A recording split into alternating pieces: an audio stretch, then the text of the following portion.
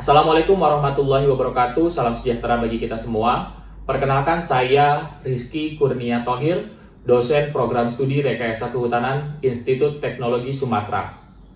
Pada kesempatan kali ini, saya akan menyampaikan video dalam rangka unjuk kerja Tridharma Perguruan Tinggi bidang pengajaran. Dalam pelaksanaan perkuliahan, saya menggunakan metode DIA atau Delivery, Interaction, dan Assessment. Pelaksanaan perkuliahan dimulai dari penyampaian materi, kemudian di dalamnya terdapat interaksi antara pengajar dan mahasiswa, dan diakhiri dengan penilaian kemampuan mahasiswa terhadap materi yang diajarkan.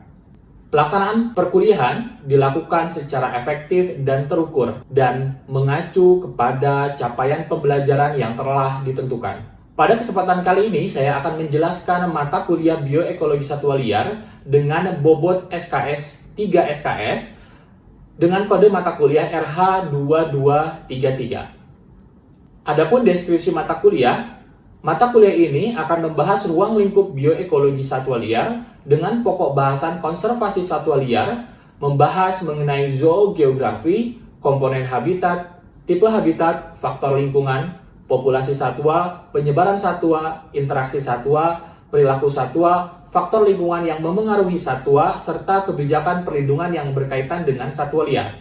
Mata kuliah ini diturunkan dari CPL Prodi. Adapun capaian pembelajaran mata kuliah ini sebanyak 3 capaian mata kuliah. CPNK yang pertama yaitu mahasiswa mampu menjelaskan prinsip ekologi satwa liar dan menerapkan dalam pengelolaan satwa liar. CPNK yang kedua yaitu mahasiswa mampu memahami perilaku satwa yang merepresentasikan kondisi lingkungan dan dapat menerapkannya sebagai dasar melakukan pengelolaan satwa liar. Yang ketiga yaitu mahasiswa mampu memahami dan mengklasifikasikan fungsi keanekaragaman hayati bagi kehidupan. Mata kuliah ini terdiri atas 14 pokok bahasan. Minggu pertama mulai dari kontrak perkuliahan dan ruang lingkup bioekologi satwa liar dan ditutup dengan pertemuan pengantar metode penelitian perilaku satwa liar. Mata kuliah ini diampu oleh 3 dosen, mulai dari saya sendiri, kemudian dibantu dengan 2 dosen lainnya. Pada mata kuliah ini saya menggunakan pustaka sebagai berikut, yang kami gunakan sebagai pegangan dalam penentuan materi perkuliahan. Sebelum dimulainya perkuliahan atau pada awal perkuliahan, saya selalu melaksanakan kontrak kuliah dengan mahasiswa. Kontrak kuliah ini saya bahas dan kemudian disepakati bersama dengan dibubuhkannya tanda tangan antara dosen dan perwakilan mahasiswa. Pada kontrak perkuliahan akan dibahas yang pertama adalah kehadiran. Yang kedua adalah penilaian. Karena mata kuliah ini merupakan mata kuliah 3 SKS dengan adanya praktikum, maka presentasi penilaian mulai dari UTS 30%, UAS 30%, praktikum 30%, dan tugas 10%. Dengan status atau nilai huruf mutu sebagai berikut. Selain itu ada peraturan lain atau kesepakatan lain mulai dari ujian perkuliahan dan ujian praktikum hanya dilaksanakan pada waktu yang telah dijadwalkan hingga sanksi-sanksi akademik yang telah disepakati. Selain itu, mata kuliah ini menggunakan e-learning. Saya menggunakan Google Classroom, di mana pada Google Classroom saya akan membuat topik-topik tertentu mulai dari ujian akhir semester, ujian tengah semester.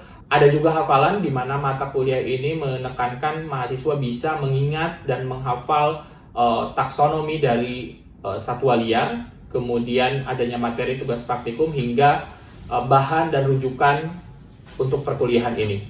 Selain Google Classroom, saya juga menggunakan WhatsApp Group untuk komunikasi antara dosen dan mahasiswa. Selain itu ada peraturan kelas, yaitu akan membahas mengenai keterlambatan, kemudian penggunaan pakaian dan partisipasi aktif seluruh mahasiswa. Baik, itu merupakan penjelasan singkat mengenai mata kuliah bioekologi satwa liar. Selanjutnya saya akan menampilkan proses perkuliahan pada mata kuliah bioekologi satwa liar pertemuan ke-8. Terima kasih.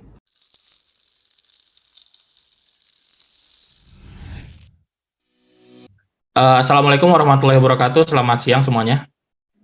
Waalaikumsalam warahmatullahi wabarakatuh. Selamat siang. Oke, kita pertemuan hari ini kita masuk di pertemuan ke-8 ya. Saya akan share bahan perkuliahan. Oke, kita masuk di mata kuliah bioekologi satwa liar ya. Kemudian ini pertemuan ke-8, kemarin Anda sudah melakukan ujian tengah semester, kemudian kita akan melanjutkan ke materi selanjutnya yaitu perilaku satwa liar. Di pembahasan minggu-minggu sebelumnya Anda sudah belajar ya mengenai dasar-dasar bioekologi gitu ya, termasuk ada taksonomi, zoogeografi sampai dengan interaksi.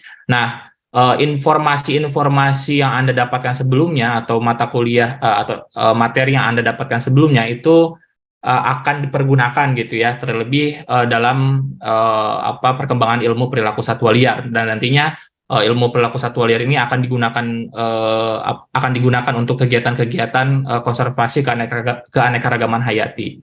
Nah, pada pertemuan minggu ke-8 ini ada capaian pembelajaran yang akan kita capai, yaitu Anda atau mahasiswa mampu menjelaskan dasar ilmu perilaku satwa liar bagi kegiatan konservasi keanekaragaman hayati. Jadi nanti di sini itu Anda akan belajar apa sih itu ilmu perilaku satwa liar gitu ya, apa fungsinya untuk konservasi keanekaragaman hayati. Kemudian bagaimana perkembangan ilmu perilaku satwa liar. Nah, di sini ada beberapa poin yang akan kita bahas, yaitu Anda mampu untuk menilai gitu ya, dan mempelajari bagaimana perkembangan ilmu perilaku satwa liar, kemudian bagaimana sejarah dasar perkembangan ilmu perilaku satwa, dan yang terakhir adalah etologi. Nah, berbicara mengenai ilmu perilaku satwa liar, sebenarnya untuk apa sih Anda mempelajari ilmu perilaku satwa? Ada yang bisa jawab? Izin menjawab, Pak. Silakan. Yang saya ketahui mungkin untuk mempelajari ilmu satwa liar itu agar kita mengetahui kehidupan mereka sehari-hari itu, Pak. Jadi kita tidak asal egoisme saja manusia kepada satwa liar, Pak, seperti konservasi lahan gitu-gitu. Jadi kita mengetahui perilaku hewannya, mau itu pagi hari, siang hari, malam hari, gitu bukan, Mbak? Oke, jadi jika dikaitkan dengan kegiatan sehari-hari, untuk apa perilaku satwa liar itu diketahui, itu intinya. Untuk apa? Kenapa sih kita harus mengetahui perilaku satwa? Kalau dikaitkan dengan kegiatan konservasi, untuk apa tuh? Mungkin agar kita mengetahui apakah dia sedang terancam, terus dia sedang kawin mungkin gitu, Pak. Ya, biasanya untuk terancam, kemudian dia sedang kawin, itu kan berkaitan dengan ketika kita akan melakukan kegiatan konservasi ex situ gitu ya, di penangkaran. Tentunya ketika kita akan melakukan penangkaran satwa, itu perilaku harus kita harus kita pertimbangkan gitu, harus kita ketahui gitu ya. Ada lagi yang lain? Kegiatan-kegiatan zaman dulu tuh, zaman dulu sebelum manusia modern, zaman purba, itu ada hunting and gathering gitu. Hunting kan berburu ya. Nah, itu tentunya kan harus mengetahui perilaku satwa gitu ya. Oke, kita akan bahas. Terima kasih Yaser. Nah, ini berburu ya. Kegiatan perburuan atau hunting gitu ya, dalam pemanfaatan satwa liar maupun mungkin ya perburuan liar, itu tentunya mereka melakukan kegiatan perburuan itu berdasarkan perilaku gitu ya. Kita mengetahui perilaku satwa, pergerakan satwa, ini biasanya mereka bergerak hari ini, jam segini, siang, malam, kemudian bulan ini, bulan hujan, bulan kering. Nah, itu yang digunakan sebagai informasi untuk kegiatan-kegiatan, salah satunya adalah perburuan gitu ya. Kemudian ini ada beberapa contoh perburuan paus di Lamalera di Nusa Tenggara Timur. Hal ini tentunya mereka dasarkan atas waktu gitu ya, waktu, dan siang hari mereka bisa memburu si paus. Tentunya bulan-bulan tertentu ketika adanya perubahan suhu air laut, kemudian paus itu akan singgah gitu ya di perairan Lamarera. Nah, itu yang mereka gunakan sebagai informasi bahwa perilaku si paus itu akan datang ke perairan Lamarera pada bulan tertentu. Nah, bulan itu yang akan mereka gunakan untuk memburu paus. Kemudian selanjutnya, selain untuk perburuan dan pemanfaatan satwa gitu ya, Kemudian perilaku satwa juga digunakan untuk kegiatan-kegiatan atau upaya konservasi atau penelitian. Kita lihat ada contoh ini harimau Sumatera, ya, dia tertangkap kamera dan memiliki 3 anak, gitu ya. Nah, ada yang bisa menjelaskan apa hubungan kamera trap dengan perilaku satwa? Ada yang bisa? Izin berpendapat, Pak. Silakan Afifah. Kenapa kamera trap dipasang di lokasi tersebut? Karena dianggap bahwa lokasi tersebut adalah daerah jelajah si harimau Sumatera sendiri, Pak. Bisa Oke. diketahui dari jejak kaki atau bekas cakaran-cakaran satwa. Ya, benar. Oke. Afifah, bagus ya. Jadi memang hal dasar yang digunakan sebagai pertimbangan penempatan penempatan kamera trap itu didasarkan, atau yang pertama adalah daerah jelajahnya. Kemudian yang kedua memang itu ada tanda-tandanya, cakaran, kemudian jejak kaki. Kemudian yang ketiga adalah informasi perilaku bahwa si harimau Sumatera ini dia wilayah daerah jelajah yang dia pilih itu biasanya adalah punggungan, gitu ya. Ini ada bukit, kemudian ada bukit. Nah, biasanya dia menggunakan punggungan ini untuk menjelajah. Nah, daerah-daerah punggungan ini biasanya dijadikan sebagai lokasi yang bagus, yang baik untuk menempatkan kamera trap, gitu ya.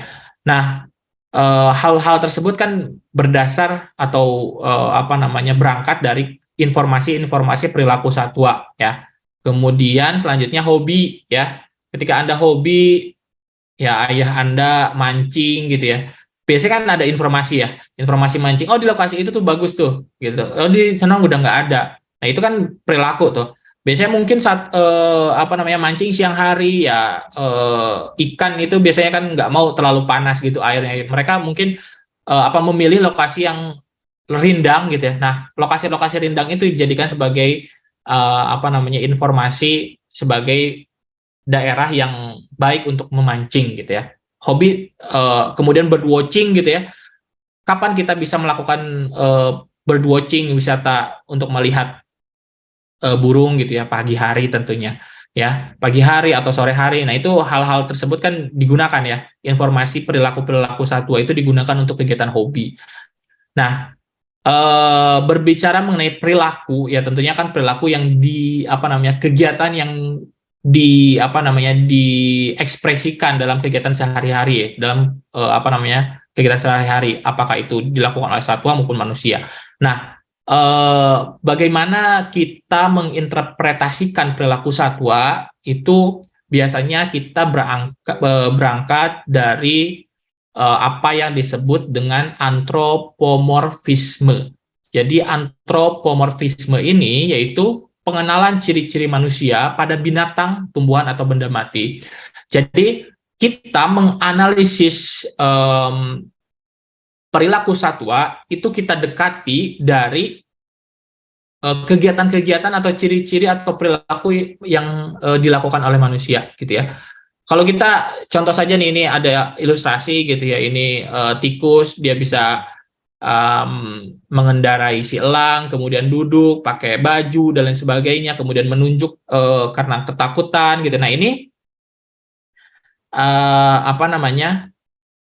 ini kan ilustrator mendekati, ya, mendekatkan kegiatan atau perilaku si tikus ini ke manusia, gitu ya. Nah, sama halnya dengan ketika kita akan melakukan atau mendeskripsikan perilaku satwa, gitu ya. Satwa kawin, satwa bergerak, satwa berkelahi, gitu ya. Adanya perbedaan morfologi, gitu ya. Itu bisa didekati dari mungkin kita bisa menyebutnya dia memiliki kaos kaki warna hitam, gitu. Padahal soalnya itu warna kulit, gitu. Tapi kita dekati, gitu ya, seperti halnya manusia. Nah, itu yang itu yang disebut dengan antropomorfisme. Jadi ketika Anda mau mendeskripsikan perilaku-perilaku satwa itu kita dekati dari kegiatan-kegiatan atau perilaku manusia. Mereka bergerak, mereka buang air besar, mereka memanjat, mereka bersosialisasi gitu ya. Itu kita dekati. Nah, ini ada contoh perilaku dari makaka nigra. Kita lihat. Suaranya terdengar? Sometimes numbering over 100. But what sets them apart is their character. Coba diperhatikan ada perilaku apa saja yang bisa kalian deskripsikan.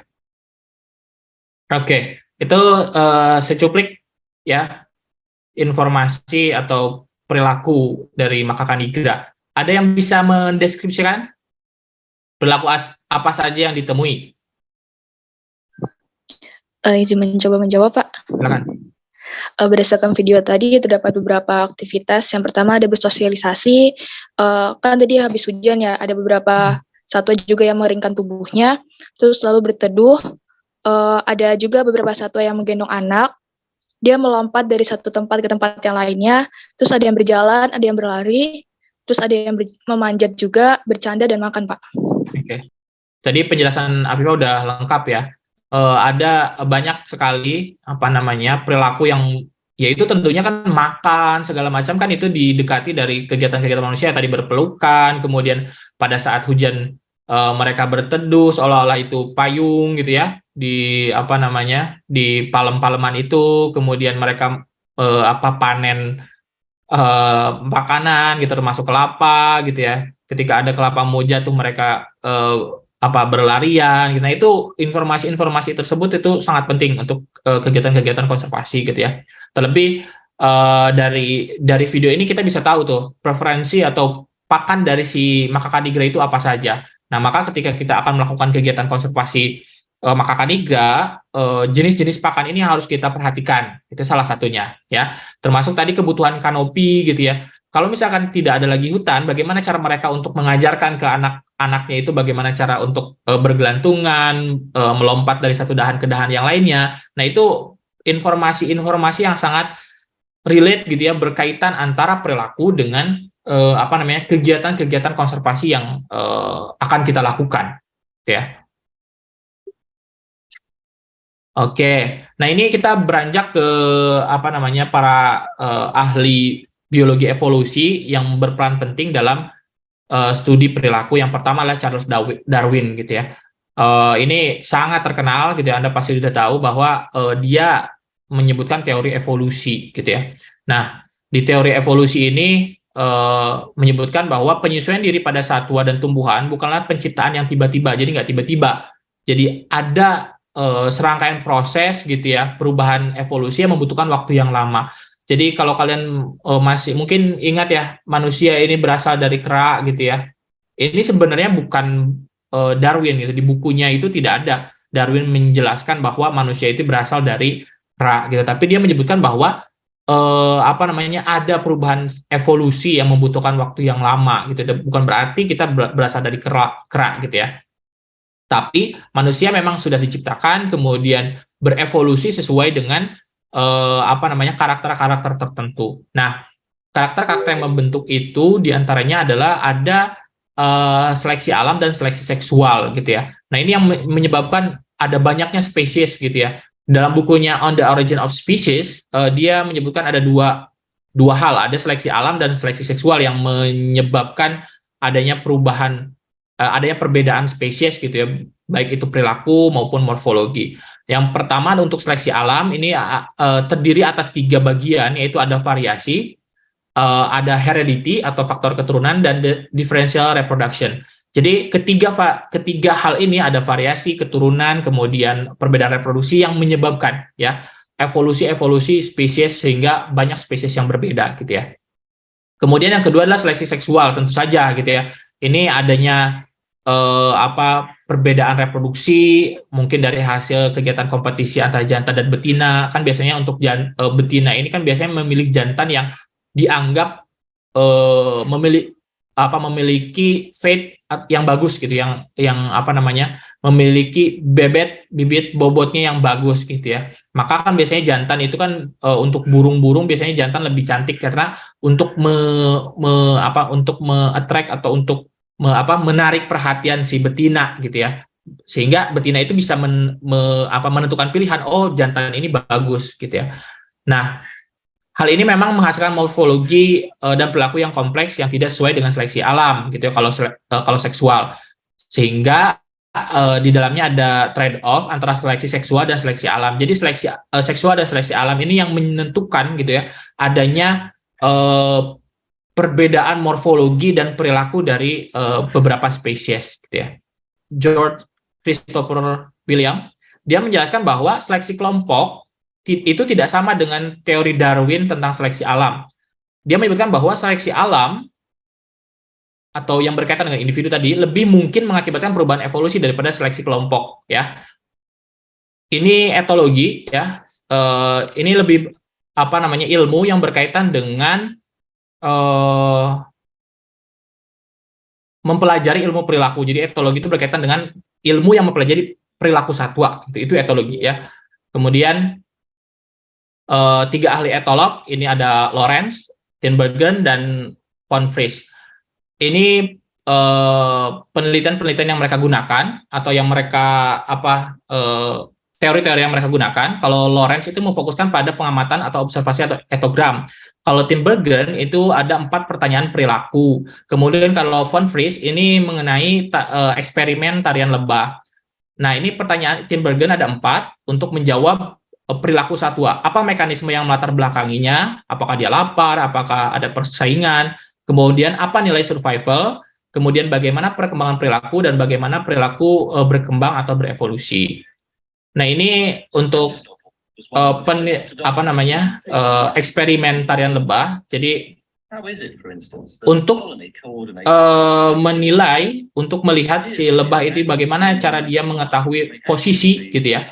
Posisi sumber makanan, ini ternyata mereka menggunakan tarian lebah. Nah, jadi saya jelaskan di sini, yang warna kuning ini merupakan sarang tadi lebah, kemudian ini sumber gula gitu ya, glukos atau sumber makanan. Nah, mereka akan ternyata dari eksperimen ini ada lebah yang ditandai dengan warna merah, ini lebah yang ditandai warna hijau. Nah, ternyata tarian mereka berbeda. Tarian yang lebah yang ditandai warna merah, mereka memiliki tarian yang menunjukkan bahwa posisi makanan ada di sebelah kanan, ya, menyerang kanan. Yang hijau ini mereka tarian lebahnya ke sebelah kiri. Jadi ternyata itu mekanisme perilaku yang bisa diungkap gitu ya, bahwa si lebah ini melakukan tarian untuk menunjukkan di mana lokasi sumber makanan. Menarik ya. Ini ada etogram atau katalog biasanya ya, ini yang digunakan untuk kegiatan penelitian mengenai satwa gitu ya. Ini perilaku umum mulai dari vokal animal, non vokal, berkicau, memanggil, mengarahkan panggilan dan lain sebagainya. Ini ada insting dan learning yang biasanya digunakan untuk menilai apakah hal tersebut itu diturunkan atau perilaku itu bisa diturunkan atau berdasarkan belajar gitu ya, belajar dari spesies lain atau mungkin biasanya satwa yang berkaitan atau yang berhubungan dengan manusia gitu ya. Nah, ini kalau misalkan penyu ini dia mulai dari bertelur kemudian pergi ke laut, ini biasanya mereka langsung menuju laut, itu insting ya. Tapi ada beberapa learning, contohnya Pavlov, dia menggunakan anjing, kemudian imprinting. Ini contohnya mulai dari bebek bertelur, kemudian dia seperti dirami gitu ya, dia ada di situ ketika mereka ketika mereka menetas. Nah, dianggap sebagai induknya, maka kemana-mana diikutin. Nah, ini beberapa bentuk imprinting, mulai dari imprinting suara, auditory, kemudian olfaktori atau penciuman, dan visual. Ya, mereka imprintingnya itu bentuk-bentuk pembelajaran mereka atau tiruan mereka itu mulai dari suara, meniru suara. Kalau burung-burung itu burung-burung kicau biasanya kan di play MP3 untuk mereka bisa belajar bersuara, kemudian ada penciuman, kemudian ada penglihatan gitu ya. Nah, ini anjing Pavlov. Sebenarnya ini dikondisikan anjing itu, jadi ketika akan dikasih makan, ada ada suara lonceng yang dia keluarkan. Jadi ketika si anjing ini akan belajar, ketika ada suara lonceng pasti akan ada makanan. Nah, kemudian dia nilai gitu ya, nilai seberapa seberapa jauh imprinting dari suara lonceng ini berpengaruh terhadap si anjing ini. Nah, ternyata ketika lonceng ini dinyalakan, si anjing ini dia akan mengeluarkan liur yang banyak. Nah, itu berarti imprintingnya kan jalan ya. Ketika ada lonceng, maka akan ada makanan. Saya akan summary dengan memberikan quiz. Silakan kalian buka join my quizzes. Oke, kita mulai aja ya.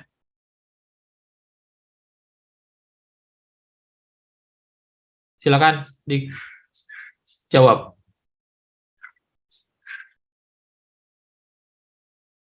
Oke. Oke, sudah semua mengisi ya?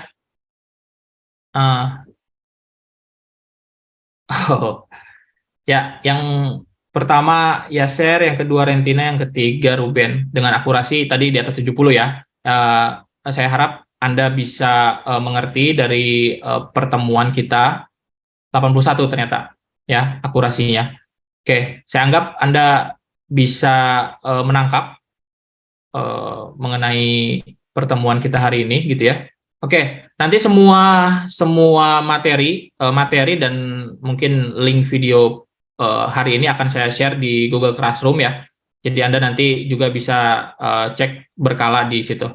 Baik, mungkin pertemuan ke-8 akan saya tutup. Terima kasih atas perhatiannya. Selamat siang. Wassalamualaikum warahmatullahi wabarakatuh. Waalaikumsalam warahmatullahi wabarakatuh. Terima kasih, Pak. Oke.